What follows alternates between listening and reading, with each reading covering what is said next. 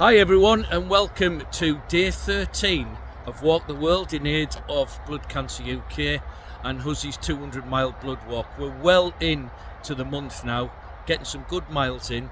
I'm not far away from that 100 mile milestone, which is halfway there to my 200 mile total.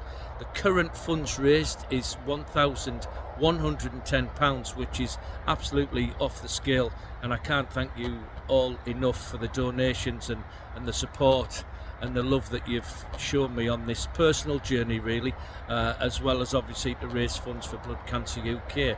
But I've slowed it down a little bit today. I did a little bit of training this morning. I've done a shorter walk earlier. I'm doing a slower, shorter one now, just to sort of ease off a little bit, because I've got a bigger one planned for tomorrow. So I've just took my foot off the gas a little, because that fatigue, which is always nibbling at my heels, has really been biting at my ankles this past week, and I've been feeling it today. But stats, facts and figures, as you have come to know, that I like to give you now. And the first one is from 1960. Blood Cancer UK has actually spent £500 million on discovering different types of cancers, and then some cures and some methods of treatment. So a lot of lives have been saved since 1960, and all that money being spent. There's been a hell of a lot of money spent on trying to find cures and just to make people well again after that initial diagnosis of different blood cancers.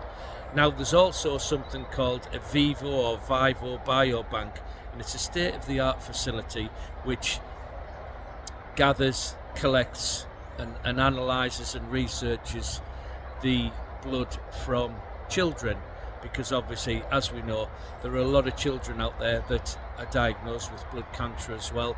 So it's really great that there's an institute like that that's carrying out research and hopefully developing cures, so that young children who are diagnosed with blood cancer can recover from it, get into remission from it, be cured of it, and go on to have full happy lives, instead of all the difficulty and the heartache that their family and friends go through.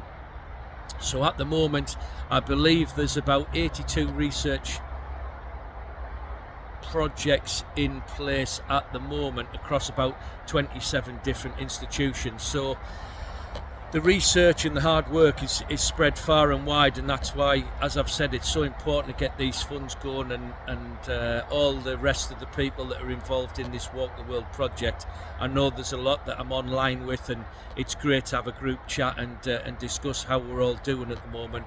And I can tell you, we are doing exceptionally well, and by the 31st of this month we will have raised an astronomical amount of money that will go towards Blood Cancer UK. I'm really excited about that, because there's some great people who I've been speaking to, very inspirational people with a lot more aggressive types of cancer than I have, and I consider myself very lucky to have a form of blood cancer whereby I can get out and really sort of smash these miles as best I can to raise funds with your help, of course.